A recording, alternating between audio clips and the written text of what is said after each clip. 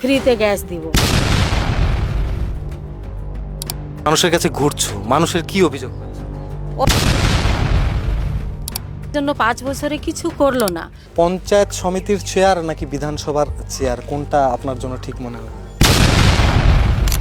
যে খুলবাড়ির মানুষজন অত আমাকে চিনে না। রোমা এরকম মেয়ে যে দেখা গেল যে তাদের সমর্থনেই বিক্ষোভ হলো, এই বিষয়টা নিয়ে কি বলবেন? এটা আমাকে জিতাতে হবে না, আমাদেরকে দিদিকে জিতাতে হবে। আমিও কাজ করতে যেতাম, পাতা তুলতে যেতাম। বিয়ে হওয়ার পরে আমিও চা বাগানে কাজ করেছি, তো আমি চা বাগানের কষ্টটা আমি বুঝি। এক সময় ছিলেন চা বাগানের শ্রমিক, তারপর গ্রাম পঞ্চায়েত সদস্য এবং এখন রয়েছেন পঞ্চায়েত সমিতির সভাপতি। ভোটে লড়ছেন তৃণমূল কংগ্রেসের হয়ে ফাঁসি দেওয়া বিধানসভা কেন্দ্র থেকে। আচ্ছা, গত গ্রাম পঞ্চায়েত নির্বাচনে যদি দেখা যায় তৃণমূল এখানে ভালো ফল করেছে, বিধানসভা ক্ষেত্রে তৃণমূলের হয়ে আপনি দাঁড়িয়েছেন, কি মনে হচ্ছে যে সেই ভালো ফলটা বজায় থাকবে? হ্যাঁ, যখন আমি দাঁড়াইছিলাম তখনও আমি ভালো ফল পেয়েছিলাম, আর এবারও আমি দাঁড়াইছি। আর আমার পুরা বিশ্বাস আছে আমার গ্রামের, আমার কমলা বাগান, চা বাগানের সবার জনসাধারণের কাছে আমার বিশ্বাস আছে যে ওরা আমাকেই ভোট দেবে। আচ্ছা, ফাঁসি দেওয়াতে যদি দেখা যায়, ফাঁসি দেওয়া বিধানসভা ক্ষেত্রে 5,500 ভোটারের মতন দেখা যাচ্ছে যে আন্ডার জুরিডিকশনে আছে। হ্যাঁ, তো চটহাট এলাকায় প্রচুর মানুষ, সংখ্যালঘুদের একটা বড় অংশ। তো এই ভোটটা কি আপনাদেরকে প্রভাবিত করতে পারবে, মানে কোনো চাপে ফেলবে বলে মনে হয়? হ্যাঁ, একটু তো প্রভাবিত করবে। আচ্ছা, পঞ্চায়েত সমিতির চেয়ার নাকি বিধানসভার চেয়ার, কোনটা আপনার জন্য ঠিক মনে হয়? দেখুন, চেয়ার তো দুইটাই ভালো আছে। আমি কঠিন কোনটা? কঠিন তো আমার লাগছে না, কেন বলো তো? যেমন আমাদের ফাঁসি দেওয়া পঞ্চায়েত সমিতি আমাদের 7টা জিপিকে নিয়ে আমি ভালো করে কন্ট্রোল করে আমি সুস্থভাবে আমার মনে হয় আমি চালাইছি। 450 উপরে আমার এসএজি দল ছিল, ওদেরকে আমি হ্যান্ডেল করতে আসি। আমার হ্যাবিট আছে, মানে ওইরকম আমার কোনো সমস্যা হবে না। এই প্রচারের হাতিয়ার কি আপনার? দেখো, এর আগে তো আমাদের এমএলএ বিধায়ক যে আমাদের দুর্গা মুর্মু ছিলেন 5 বছরে, কিন্তু উনি তো কিছু করেননি, একটাও লাইটও দেয়নি, সাধারণের কোনো হেল্পও করেননি। সঙ্গে আপনার দীর্ঘদিনের পরিচয়, তাদের ভোটটা তো আপনার দিকেই যাবে বলে মনে হয়? হ্যাঁ, নিশ্চয়ই। কেন, আমি ওদের জন্য অনেক ভালো কাজ করেছি।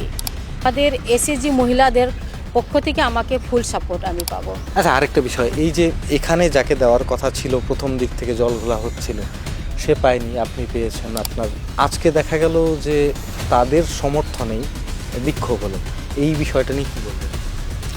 দেখুন, আমরা মমতা দিদির সৈনিক। এখন মমতা দিদি যাকে দিয়েছে সেটা আমাদেরকে মেনে নিতে হবে। আচ্ছা, মানে কালকে তো আপনি দেখাও করেছেন রোমা? হ্যাঁ, আমি কালকে সকালেও, মানে যেদিনকে আমার প্রার্থী ঘোষণা হলো ওই দিন থেকে আমি ওনার সাথে কন্ট্যাক্টে ছিলাম। তারপর সকালে কালকে ওনার সাথে কথাও বলে আসছি। উনিও বলল যে যা হয়ে গেছে।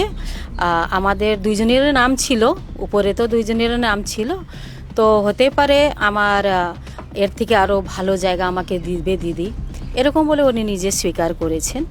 তো এটা নিয়ে মনে হয়, আর উনি বললো যে আমার কালকেও আমাদের একটা মিটিংও ছিল, আমাদের প্রচারও যাবেন বললেন? হ্যাঁ, প্রচারও যাবে বললে। ওইটা নিয়ে এখন আজকে যা হলো ওই ব্যাপারে আমিও কিছু বলতে পারছি না। মনে হয় এটা ব্যাপারে রোমাও কিছু বলতে পারবে না।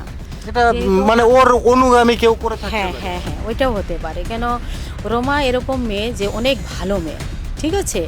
আমি হ্যাঁ, বোন বলে সম্বোধন করি। আর আমরা দুইজনই বসতাম, তো আমাদের দুইজনকে ইঙ্গিত করতো ওই হবে না এই হবে, ঠিক আছে।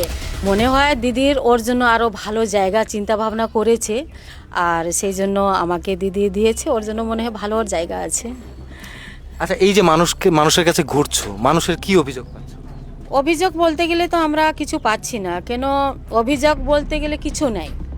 পশ্চিমবঙ্গ সরকারে মমতা দিদির যা প্রকল্প আছে, সবার বাড়িতে দিদি ঘুরে প্রকল্পগুলো পৌঁছে দিয়েছে। তো সেই জন্য আমার এরকম আর কিছু মনে হচ্ছে না। যাচ্ছি তো আমাদের কোনো অভিযোগ আমরা পাচ্ছি না। আমরা দুর্গা মুর্মুকে ভোট দিয়েছিলাম, আবার 5 বছরে কিছু করলো না, একটা লাইট পর্যন্ত দিল না। আর এইবারও উনি দাঁড়াইছে, তাহলে আমরা কি স্বার্থে দেব? যে আমাদের জন্য 5 বছরে কিছু করলো না, তো কি গ্যারান্টি আছে যে এইবারও 5 বছর, এই 5 বছরে উনি কিছু করবে? ওনারা জানেন এখন গ্যাসের জন্য আমাদেরকে কত লাইনে দাঁড়াতে হচ্ছে। তো জনগণ বুঝে গেছে যে কোন সরকার ভালো আর কোন সরকার শুধু প্রতিশ্রুতি দেয় আর কিছু করে না, শুধু ভাওতাবাজি। এখন সবাই বুঝে গেছে। চা বাগান শ্রমিকদের মিনিমাম ওয়েজেস বাড়ানোর কথা বলেছেন, মুখে কিভাবে দেখছেন, প্রচারে কতটা হাতিয়ার না, আছে চা বাগান? কিছুদিন আগে তো আমাদের সাংসদ অভিষেক ব্যানার্জি এসে, আপনারা জানেন, একটা বড় সম্মেলন হয়েছিল, তখন বলেছিলেন যে যদি এবার আমরা করি, আবার ক্ষমতায় আসি, তো আমাদের যেটা 250 টাকা আছে সেটাও 300 করার কথা আছে। তো আমরা আবার চেষ্টা করব যে আরও কিছু বাড়ায় দিলে ভালো হয়। যেহেতু আমিও এই চা বাগানের মেয়ে, তো আপনারাও জানেন যে আমিও চা বাগানে কাজ করছি, ঠিক আছে। আমি যখন স্কুলে ছিলাম, যখন আমাদের ছুটি হতো, তখন থেকে আমি চা বাগানের সাথে যুক্ত আছি। আর আমিও কাজ করতে যেতাম, পাতা তুলতে যেতাম। বিয়ে হওয়ার পরে আমিও চা বাগানে কাজ করেছি, তো আমি চা বাগানের কষ্টটা আমি বুঝি। তো আমিও আমাদের মাননীয় মুখ্যমন্ত্রীর কাছে আমিও নিবেদন বা আমি করতে পারি যে আমাদের চা বাগানে, বিশেষ করে আমাদের চা বাগানের ক্ষেত্রের জন্য কিছু ভালো সুযোগ সুবিধাটা দেয়। এই চা বাগানে কাজ করতে, এখন এই যে ভোটের প্রচার করতে সেই মানুষগুলির কাছেই যাচ্ছ যাদের সঙ্গে কাজ করতে, কি বলে? ওরা সবাই খুশি। ওরা খুশি হবে না কেন? যে ওরা বলছে যে না, একটা চা বাগানের মেয়ে যে আমাদের সাথে পাতা তুলতো, ঠিক আছে, ও এখন একটা ভালো জায়গাতে যাচ্ছে, তাহলে ওদের একটা ভরসা আছে যে না, আমি অনেক কিছু আমাদের রিনাদি অনেক কিছু আমাদের জন্য করতে পারবে, ওদের একটা ভরসা আছে। আচ্ছা, এই তো মানে দেখা যাচ্ছে যে কখনো রৌদ্র, কখনো আকাশে মেঘ, এই অবস্থায় খাটনি তো প্রচুর হচ্ছে। পরিবারকে কি বলে বেরোচ্ছেন? পরিবারটা ফুল সাপোর্ট আছে এখন থেকে, না আগে থেকে, যখন থেকে আমি পঞ্চায়েত মেম্বার ছিলাম তখন থেকে ফুল সাপোর্ট আছে। তো ফুল সাপোর্টই পাচ্ছি আমি। আর আমার তো 2টা ছেলে, ঠিক আছে। কি বলছে তারা? হ্যাঁ, ওরা যেমন আগে থেকেও ওরা করতো, যেমন তখন ওরা ছোট ছোট ছিল, তখন আমি ওই কাজের ক্ষেত্রে বের হয়ে যেতাম, তখন ওরা নিজে বাসন মাজতো, চা করে দিত, তো রান্নাও করে দিত। আমার হাজব্যান্ডও এরকমই, মানে সব ফুল, মানে আমার থেকে বেশি রান্না তো আমার হাজব্যান্ডে করে দেয়। তো হয় না, একটা মহিলার জন্য মানে বাড়ির কাজ সামলাতে হয়, অফিসের কাজ সামলাতে হয়, এরকম, তাহলে ওদের একটু কষ্ট হয়। কিন্তু আমার ওইরকম কষ্ট হচ্ছে না। আর তখন কষ্ট হতো যখন আমার মা ছিল, ঠিক আছে। গত বছরে জুন মাসে আমার মা মারা গেছে, তো তখনও মানে আমি ফুল সাপোর্ট পেয়েছিলাম। আমার পরিবারের সাপোর্ট তো আছে, মানে গ্রামবাসীদেরও, মানে আশপাশি যারা আছে ওদেরও আমি ফুল সাপোর্ট পাচ্ছি। আচ্ছা, চা বাগানেই জন্ম, চা বাগানে কাজ, এই যে কাজের মাঝখানে পরিশ্রমের মাঝখানে ক্লান্তি দূর করতে দিনে কত কাপ চা? চা দেখুন, আমি কিন্তু চা খাই না অত বেশি। আর চা খেলে কিন্তু আমাদের আদিবাসীর মধ্যে কি আছে, ছোট থেকে লবণ দিয়ে চা, হ্যাঁ, আদা লবণ দিয়ে চা, ওইটা আমি সকালে আর খাই। আর অফিসে যখন ছিলাম, তখন যখন লোকজন আসছে, তো ওদেরকে যখন চা করতে বলতাম, তখন আমি ওই লাল চায় খেতাম। আরেকটা জিনিস জিজ্ঞেস করবো, এই যে পুরনোদের যারা আছে তাদের মধ্যে অনেকে সাইড হয়ে গেছে, অনেকে ইনঅ্যাক্টিভ হয়ে গেছে, অসুস্থ হয়ে গেছে, তো তার মধ্যে তো আমরা কালকে দেখলাম যে আইনুল হকের বাড়িতে আপনি গেলেন, সেখানে গিয়ে কথা বললেন, তাকেও যেন কাজে নেওয়া যায় সেই জায়গাটা আপনি চেষ্টা করছেন। তো কতটা এইটাতে সফল হতে পারছেন? এবং খড়িবাড়ি ব্লক কমিটি যেটা, সেটা দেখা গেছে যে ওখানে প্রচুর সমস্যা রয়েছে খড়িবাড়ি ব্লক কমিটিতে, সেখান থেকে কতটা দলীয়ভাবে সাপোর্ট পাবেন বা মানুষ সেই মানুষগুলিকে ভরসা করবে, কি মনে হয়? না দেখুন, ফুল সাপোর্ট পাচ্ছি আমি, কেন এটা ঠিক আছে যে খড়িবাড়ির মানুষজন অত আমাকে চিনে না। একটা বাড়িতে আমরা 4 জন যদি থাকি, তাহলে 1-2 জন একটু রেষারেষি তো হয়। তো ওই রকম যদি থাকে, আমার মনে হয় না যে ওই রকম কিছু আছে। আর পার্টি যেহেতু আমরা করছি, আমরা দিদির সৈনিক, ঠিক আছে, এটা আমাকে জিতাতে হবে না, আমাদেরকে দিদিকে জিতাতে হবে। আমরা এই মুহূর্তে রয়েছি তৃণমূল কংগ্রেসের ফাঁসি দেওয়া বিধানসভার প্রার্থী যিনি প্রচারে যাচ্ছেন, তার কাছে বেশ কয়েকটা প্রশ্ন আমরা করব। এখন তো প্রচারে ব্যস্ত, সকালবেলায় প্রথম নজরটা কোথায় থাকে? মোবাইল ফোন, খবরের কাগজ, না চা?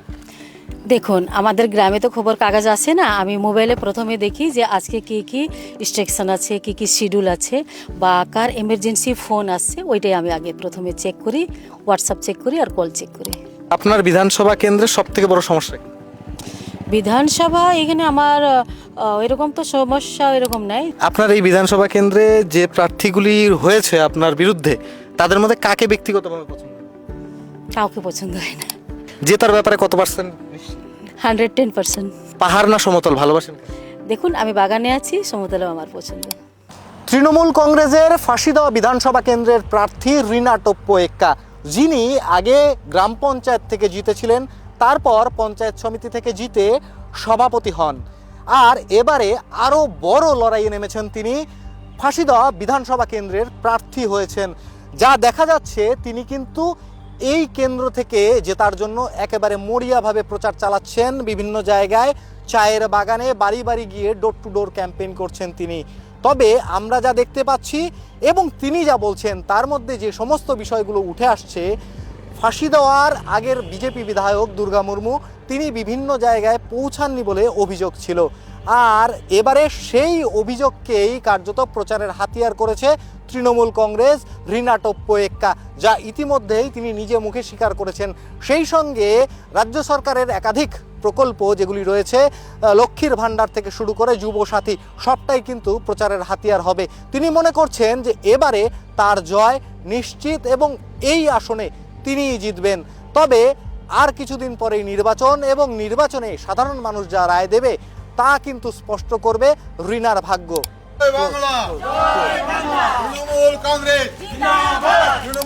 একইভাবে আমরা পৌঁছে যাব বিভিন্ন প্রার্থীর কাছে, তারা কোথায় প্রচার করছেন, কি করছেন, তারা কোথায় গিয়ে ক্ষোভের মুখে পড়ছেন, তাদের বিরুদ্ধে কি অভিযোগ রয়েছে, সমস্তটা কিন্তু আমরা খোঁজ নিচ্ছি, এবং তার জন্য কিন্তু নির্বাচনী এই বিশেষ সিরিজ আপনাদেরকে দেখতে হবে এবং উত্তরবঙ্গ সংবাদ ফলো করে রাখতে হবে। ফাঁসি দেওয়া থেকে সৌরভ রায়, উত্তরবঙ্গ সংবাদ।